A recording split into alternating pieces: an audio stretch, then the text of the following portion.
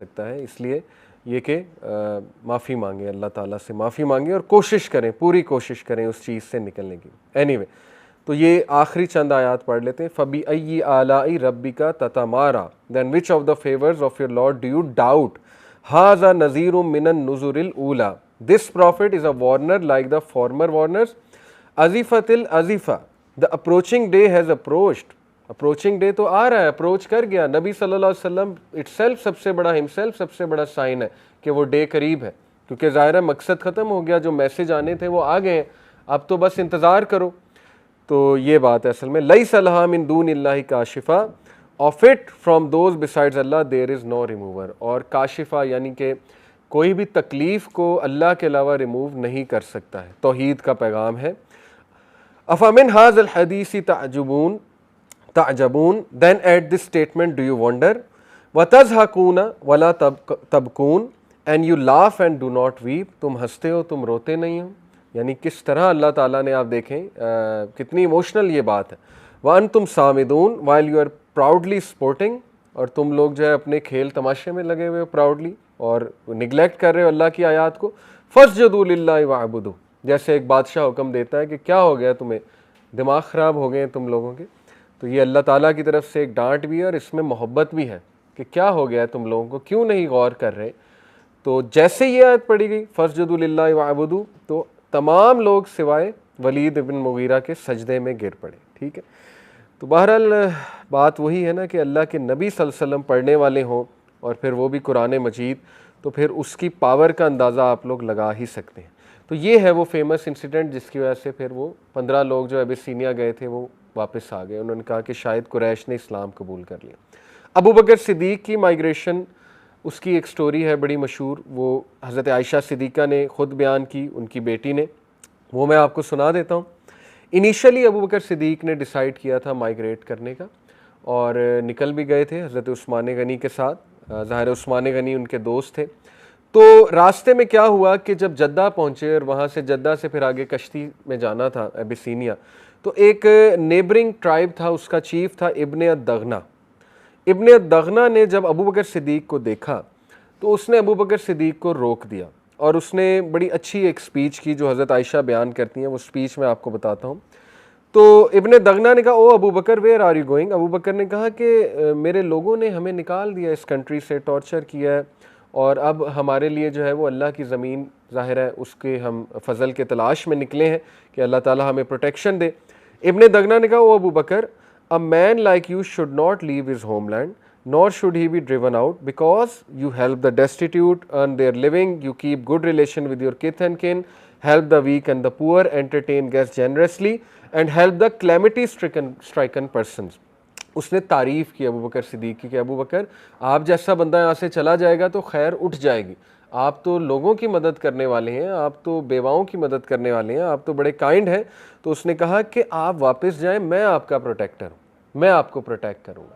तो इब्ने दगना फिर कुरैश मक्का के पास आया और उसने ऐलान किया, उसने कहा कि अबू बकर को मैं प्रोटेक्शन दे रहा हूँ, क्या आप लोगों को कबूल है। तो जाहिर है कि कुरैश मक्का आ जाके मुशरिक और काफिर तो थे, लेकिन वो ट्राइबल बॉन्ड्स को बहुत ज़्यादा रेवर करते थे और बहुत ज़्यादा रिस्पेक्ट देते थे, ऑनर करते थे। तो उन्होंने कहा, हाँ हमें कबूल है चूँकि तुम एक रिस्पेक्टेबल लीडर हो, लेकिन शर्त यह है कि अबू बकर जो है वो पब्लिकली नमाज नहीं पढ़ेगा काबा के सामने, ये हमारी शर्त है। और देखें ये उनका कितना डर था, कितना स्केर्ड थे वो कि नमाज ना पढ़ें पब्लिकली। आज भी आप देखें नमाज पब्लिकली ये इटसेल्फ एक दावत है। मैं आपको कई नॉन मुस्लिम्स की स्टोरीज़ बता सकता हूँ, यूट्यूब से भरा हुआ है, यूट्यूब इससे भरा हुआ है, जिन्होंने एयरपोर्ट पे किसी मुसलमान को नमाज पढ़ते देखा, मुसलमान हो गए, इतना इम्प्रेस हुए कि ये कौन सी इबादत है, ये क्या है।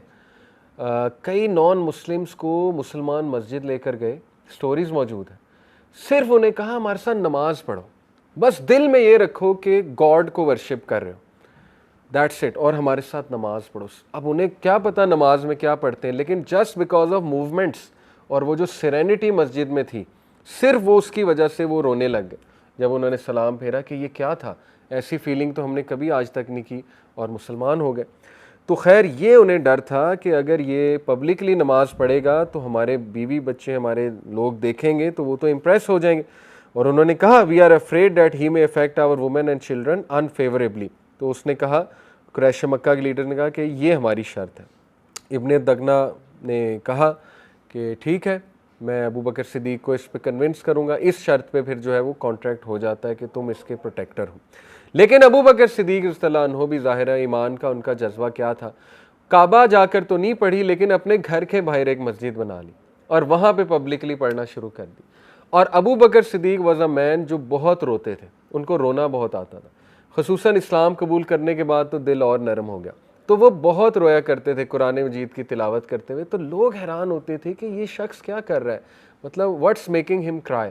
तो वो रुक जाते थे, कुरान को सुनते थे और लोग भी रोने लग जाते थे। यानी दे अंडरस्टूड अरेबिक, ज़ाहिर है कुरान उनको समझ आ रहा था उन लोगों को। हम पे असर शायद इसलिए नहीं होता ना इस तरह से कि समझ नहीं आता, लेकिन जिनको समझ आता है वो वाकई रो पड़ते हैं। मैंने एक बार ये जो डॉक्टर इसरार रहीमहुल्लाह की मस्जिद है कुरान एकेडमी, वहाँ पर नमाज़ पढ़ी, मेरे साथ एक यंगस्टर था, तो वो एक आयत पे रोने लग गया, मतलब ज़ोरों कतार रोने लग गया। मैं बड़ा हैरान हुआ, यंगस्टर्स को मैंने बड़ा कम रोते हुए देखा है।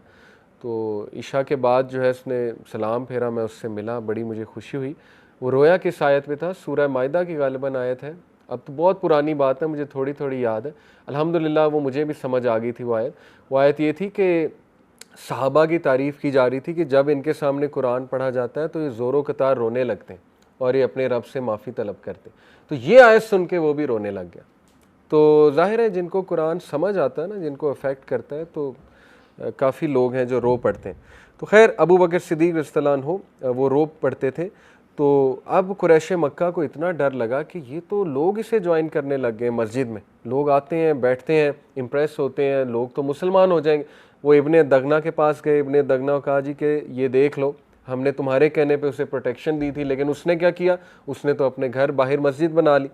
तो अबू दगना फिर अबू बकर सिद्दीक़ के पास गए और कहा कि देखो बेटे, मैंने तुम्हें प्रोटेक्शन दी थी, इसको ऑनर करो, जो कॉन्ट्रैक्ट मैंने किया उसको निभाओ, तो अदरवाइज़ ये कि मुझे तुम्हें रिलीज़ करना पड़ेगा। तो अबू बकर सिद्दीक़ ने कहा कि मैं चाहता हूँ कि आप मुझे रिलीज़ कर दें और मुझे आपकी प्रोटेक्शन नहीं चाहिए, मुझे अल्लाह की प्रोटेक्शन काफ़ी है। अल्लाह अकबर। यानी अबू बकर सिद्दीक़ नहीं पीछे हटे, उन्होंने कहा कि नहीं, अल्लाह काफ़ी है मेरे लिए, और अल्लाह ने फिर उन्हें तक़वियत दी। तो इसीलिए अबू बकर सिद्दीक़ के पास इसके बाद कोई प्रोटेक्शन नहीं दी, क्योंकि अबू बकर सिद्दीक़ के अपना जो ट्राइब था उन्होंने इतनी प्रोटेक्शन नहीं दी अबू बकर सिद्दीक़ को। तो इसीलिए अबू बकर सिद्दीक़ को बहुत ज़्यादा मार भी पड़ी। एक बार अल्लाह के नबी सल्लल्लाहु अलैहि वसल्लम, वो पूरा वाक़या ना कि उन्हें स्ट्रैंगल कर रहा था पीछे से, शायद रस्सी डाल के या जो भी करके, अबू जहल था गालिबन जो उन्हें स्ट्रैंगल कर रहा था अल्लाह के नबी को, जब वो नमाज अदा कर रहे थे हरम में। तो अबू बकर सिद्दीक़ उन्हें बचाने आए, तो फिर अबू बकर सिद्दीक़ उनके हाथ चढ़ गए और फिर अबू बकर सिद्दीक़ को इतना मारा, ऑलमोस्ट बीटन टू डेथ। एक हफ़्ता अबू बकर सिद्दीक़ इमोबिलाइज हो गए, यानी बिल्कुल बिस्तर पे। और वाक़या इस तरह से है कि उनकी वालदा दुआ कर रही थी कि मेरा बेटा ये तो विडोज़ को हेल्प करने वाला है, तो इतना काइंड है, इसको सेहत दे अल्लाह, इसको सेहत दे। अबू बकर सिद्दीक़ की अचानक आँख खुली और पहली चीज़ जो उन्होंने पूछी वो ये थी कि रसूलुल्लाह कैसे। अल्लाह अकबर। कोई अपनी माँ का नहीं पूछा, कोई बाप का नहीं, किसी का नहीं, उन्होंने कहा कि रसूलुल्लाह कैसे। तो माँ बड़ा हैरान हुई कि बेटा हमारी कोई फ़िक्र नहीं। उन्होंने कहा कि मुझे बताएं मेरे नबी कैसे हैं, तो बताया गया वो ठीक हैं। कहा मुझे फ़ौरन उनके पास लेकर जाए। फिर उनको बड़ी मुश्किल से कंधा देकर उनकी वालदा और उमर बिन अल-ख़त्ताब की शायद खाला, if I am not wrong, वो दोनों लेकर गए नबी अकरम सल्लल्लाहु अलैहि वसल्लम के पास। तो बहरहाल ये अबू बकर सिद्दीक़ के हवाले से एक स्टोरी आती है कि ये रुक गए। अब इनका रुकना खैर था, हर चीज़ में खैर है अल्लाह की तरफ से। मुसलमान जो है ना उसके लिए विन विन होती है, बात याद रखें। मुसलमान हर इवेंट को पॉजिटिव इंटरप्रेट करता है और फिर अल्लाह उसके साथ वैसा ही करता है। अल्लाह बंदे के साथ उसके गुमान की तरह, गुमान जो है अल्लाह के बारे में वैसा चलेगा। इसलिए मुसलमान से ज़्यादा पॉजिटिव थिंकर और कोई नहीं हो सकता। अबू बकर सिद्दीक़ का रुकना बाइसे खैर कैसे था, एक तो नमाज उन्होंने पढ़ी, लोगों ने मज़ीद इस्लाम कबूल किया। दूसरा ये कि जो सहाबा आए थे वापस, उनका आना बाइसे खैर इस तरह से बना कि वो 80 और सहाबा को फिर ले गए, यानी अब 80 का काफ़िला गया। तो उनका आना उनके लिए डिसअपॉइंटिंग तो था कि हम तो इसलिए आए थे कि कुरैश ने इस्लाम कबूल कर लिया, लेकिन वो बाइसे खैर इस तरह बना कि अब ज़्यादा लोग चले गए एबिसीनिया, हबशा। तो ये कुरैश के लिए ज़्यादा बड़ा धचका था कि पहले तो 15 गए, अब तो 80 चले गए। कुरैश की उस वक्त मक्का की पॉपुलेशन 800 के करीब थी, तो 80 का मतलब है 10% पॉपुलेशन आपकी जो है वो मक्का से चली गई, हिजरत करके चली गई। यानी इतना बड़ा, इसको अगर आप ब्रेन ड्रेन कहें मॉडर्न लैंग्वेज में, इतना बड़ा लॉस, तो ये उनके लिए बहुत बड़ा धचका था। तो याद रखें, अल्लाह के हर काम में खैर है।